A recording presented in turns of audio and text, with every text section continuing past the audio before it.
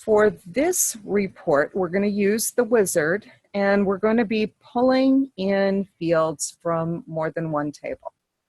So we're going to go to Create, and we're going to choose Report Wizard. And the first table is going to be Events. And we're going to take the event field and move that over to Selected. And then we're going to switch tables. And now we're going to choose Banquets. And for Banquets, we want res date, first name, last name, amount total, and amount paid. So what we should have under Selected is event, res date, first name, last name, amount total, and amount paid. So once you have that, you're going to click on Next. So now it wants to know, how do you want to view your data? Do you want to view it based on the banquets, or do you want to view it based on event? Event is selected by default, and that is what we want.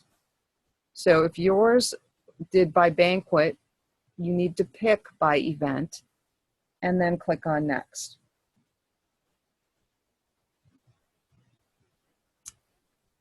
So this is kind of showing how it's grouping based on event. If you wanted an additional grouping, say by date, you could add that. We do not. So we're going to go ahead and just click on Next.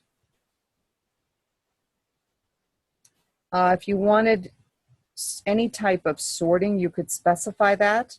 We are just going to click on Next.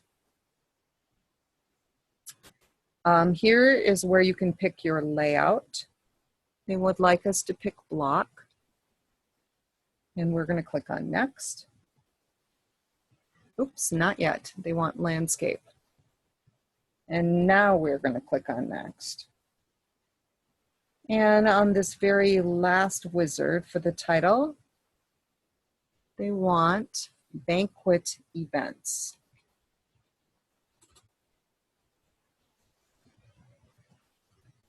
And we're going to go ahead and click on Finish. Okay, and it does take us into Print Preview. And they would like us to close out of Print Preview and go to Layout View.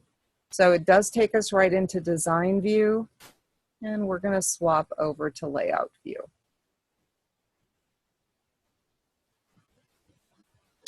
And they did want us to print, but you do not need to do that. So we're just going to save and close.